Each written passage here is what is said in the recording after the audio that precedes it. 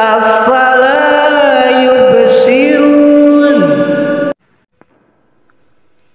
Tidak ada dalil atau dasar syariat dalam Al-Quran maupun hadis yang menjelaskan tentang puasa mutih, sehingga puasa ini tidak dianjurkan maupun dilarang secara langsung dalam agama Islam. Hukumnya mubah, boleh, asalkan tidak membahayakan tubuh dan bertujuan baik, seperti membersihkan jiwa dan hati atau untuk mensyukuri nikmat Allah Subhanahu wa Ta'ala. Tidak ada ayat Al-Quran atau hadis yang secara spesifik membahas puasa mutih, sehingga tidak memiliki dasar syariat yang jelas termasuk ibadah. Puasa mutih diperbolehkan dalam ajaran agama Islam selama tujuannya baik. Innamal a'malu binniyat, niatnya yang benar, yang lurus, yang baik, seperti untuk membersihkan diri dari energi negatif, mensucikan jiwa, atau sebagai bentuk rasa syukur atas terkabulnya hajat. Saya pernah melakukan puasa mutih ini, ya tidak lama, dalam hitungan beberapa bulan lah saya mengamalkan. Jadi sahurnya pakai air putih, hanya nasi putih doang, tidak pakai lauk apa-apa. Begitu juga bukanya, pakai air putih, nasi putih, tidak dengan lauk sama sekali. Ya, dalam hitungan beberapa waktu saya lakukan puasa mutih ini. Setelah saya berhenti puasa mutih ini, saya makan pakai telur ceplok aja. Masya Allah, kenikmatannya itu luar biasa sekali. Jadi tujuannya untuk belajar mensyukuri nikmat-nikmat Allah itu. Nikmat, setelah kita bisa mensyukuri nikmat-nikmat Allah, maka sebenarnya disitulah tingkat pembelajaran kita jika melakukan puasa mutih, hanya untuk bisa mengamalkan gimana dibentuk rasa syukur kita terhadap nikmat-nikmat yang selama ini Allah berikan. Terkadang manusia itu tidak bisa mensyukuri nikmat-nikmat Allah karena terbiasa setiap harinya makan enak, pakai daging, pakai ikan, pakai sayur yang lezat. Setiap harinya dia makan yang nikmat-nikmat. Jadi akhirnya terbiasa, kurang bisa mensyukuri nikmat Allah. Tapi ketika kita melatih diri dengan berpuasa mutih itu, Masya Allah, makan pakai telur ceplok aja itu nikmatnya sudah luar biasa. Ternyata disinilah puncak kita belajar menikmati rasa syukur kepada Allah Subhanahu wa Ta'ala. Boleh diamalkan, silahkan diamalkan. Yang penting tidak mengganggu kesehatan kita.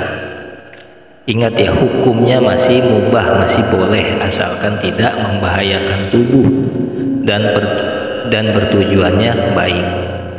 Seperti misalnya dalam Islam boleh menentukan bacaan atau amalan tertentu dalam ibadah. Misalnya hanya membaca surat Al-Fatihah dan surat Al-Ikhlas dalam setiap sholatnya dia, ya boleh. Dan hal ini dapat dikiaskan dengan menentukan makanan tertentu saat puasa mutih, selama tujuan baik dan tidak dilarang syariat. Puasa mutih tradisi Jawa puasa mutih sering dikaitkan dengan tradisi dan laku tirakat dalam kebudayaan orang-orang Jawa. Sering dilakukan sebagai persiapan sebelum misalnya acara pernikahan atau untuk mencapai suatu tujuan spiritual yang tinggi. Tujuannya tidak lain hanya untuk membersihkan diri dari dosa dan energi negatif, serta untuk mencapai keberkahan dan mengendalikan hawa nafsu. Yang perlu diperhatikan, tidak dilarang tapi juga tidak dianjurkan. Jadi jangan menyalahkan. Banyak juga ini ustadz-ustadz menyalahkan puasa mutih bid'ah, tidak ada ajaran agama Islam.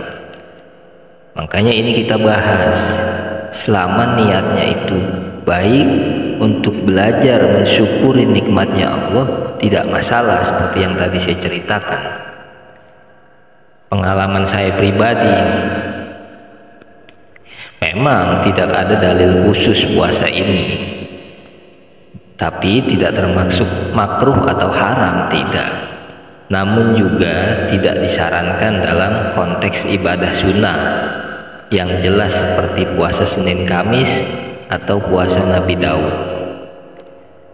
Perhatikan kesehatan dulu, sebaiknya tidak melakukan puasa mutih dalam jangka panjang tanpa bimbingan dari seorang guru mursyid, karena bisa menyebabkan ketidakseimbangan fisik dan jadi lemes gitu ya, karena kan hanya minumnya air putih aja, nasi putih jangan terlalu lama, berbulan-bulan, bertahun-tahun misalnya gitu ya, jangan juga. Jadi kita harus memperhatikan kesehatan kita. Sesuai pengalaman, ketika puasa mutih bisa membersihkan racun dari dalam tubuh kita, insya Allah. Jadi jarang sakit. Iya, membersihkan racun, mengurangi asupan lemak, mengurangi kadar gula dan garam dalam tubuh kita, memberi kekuatan spiritual, membuka kemampuan indera keenam, menjamin kesuksesan sebelum hajatan besar, melindungi diri dari santet atau guna-guna sihir insya Allah, tapi dibarengi dengan sholat 5 waktu, bertakwa kepada Allah. Itu yang paling utama.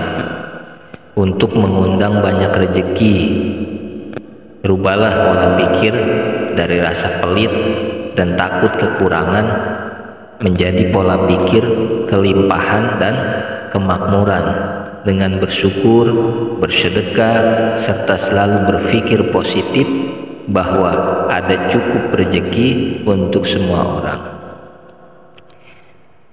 Jadi siapapun yang mau mengamalkan dipersilahkan, tapi menurut saya carilah guru mursyid sebagai pembimbing untuk diri Anda agar tidak salah dalam melakukan ritual-ritual ibadah yang seperti ini.